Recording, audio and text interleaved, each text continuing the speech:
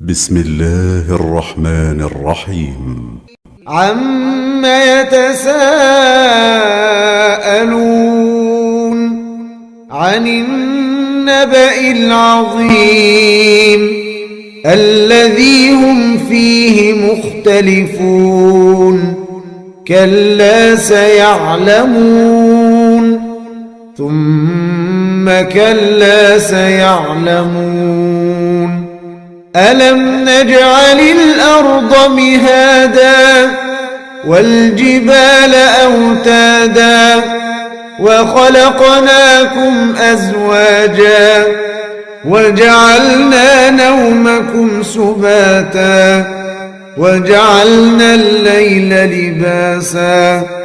وجعلنا النهار معاشا وبنينا فوقكم سبعا شدادا وجعلنا سراجا وهاجا وأنزلنا من المعصرات ماء ثجاجا لنخرج به حبا ونباتا وجنات ألفافا إن يوم الفصل كان ميقاتا يوم ينفخ في الصور فتأتون أفواجا وفتحت السماء فكانت أبوابا وسيرت الجبال فكانت سرابا إن جهنم كانت مرصادا للطاغين مآبا لابثين فيها أحقابا لا يذوقون فيها بردا ولا شرابا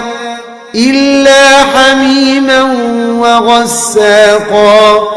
جزاء وفاقا إنهم كانوا لا يرجون حسابا وكذبوا بآياتنا كذابا وكل شيء أحصيناه كتابا فذوقوا فلن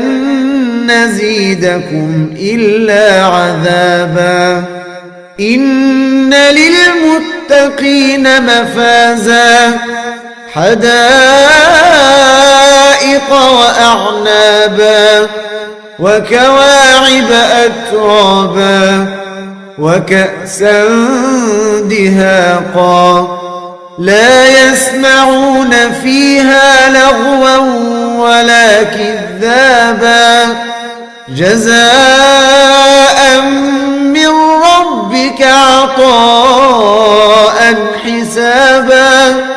رب السماوات والأرض وما بينهما الرحمن لا يملكون منه خطابا يوم يقوم الروح والملائكة صفا لا يتكلمون إلا من أذن له الرحمن وقال صوابا ذلك اليوم الحق فمن شاء اتخذ إلى ربه مآبا إنا أنذرناكم عذابا قريبا يوم ينظر المرء ما قدمت يداه ويقول الكافر يا ليتني كنت ترابا.